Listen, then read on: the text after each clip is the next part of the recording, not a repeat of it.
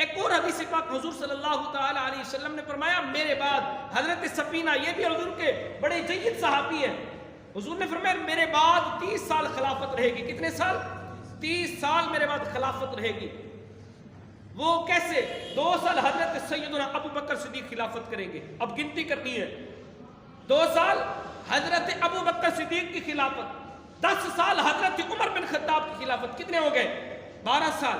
پھر جب حضرت عثمان غنی کا دور آئے گا، 12 سال حضرت عثمان غنی آپ کی خلافت، 12 اور 12 24 سال ہو گئی۔ پھر حضرت مولا کائنات علی المرتضیٰ چوتھے نمبر پر آپ خلیفہ ہیں اور آپ نے خلافت سنبھالی ہے، 6 سال آپ نے خلافت کی ہے، 24 اور 6 30 ہو گئے۔ تو حضور کا فرمان برحق ہے، سچ ہے۔ میرے آقا نے پہلے ہی بیان فرما دیا تھا خلافت والا سلسلہ جو ہوگا وہ 30 سال ہوگا۔ اب جو خالی علی علی کرتے ہیں ان سے یہ پوچھیں پھر یہ حضور کا فرمان کہاں جائے گا؟ حضور نے فرمایا 30 سال خلافت میرے بعد ہوگی، اس کے بعد بادشاہیت والا نظام ہوگا، بادشاہ تو ہوں گے لیکن خلافت نہیں ہوگی۔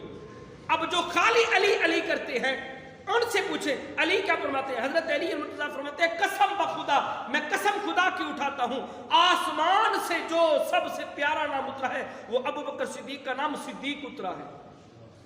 اب جو اعتراض کرتے ہیں تو وہ صدیق خود ان کے منہ بند کر کے گئے ہیں۔ حضور صلی اللہ تعالی علیہ وآلہ وسلم کے یہ حدیث مبارکہ کہ میرے بعد خلافت والا سلسلہ 30 سال رہے گا، وہ حضور کا فرمان سچ ہے۔ 2 سال حضرت ابو بکر صدیق کی خلافت، 10 سال حضرت عمر بن خطاب کی خلافت اور 12 سال حضرت عثمان غنی کی خلافت اور آخری 6 سال 2 حضرت ابو بکر، 10 حضرت عمر، 12 سال حضرت عثمان، 24 سال، 6 سال حضرت علی المرتضیٰ، 30 سال حضور کا فرمان برحق ہے۔ حضور کے بعد جو خلافت والا سلسلہ وہ 30 سال، حضور نے فرمایا اس کے بعد پھر بادشاہیت والا نظام ہوگا۔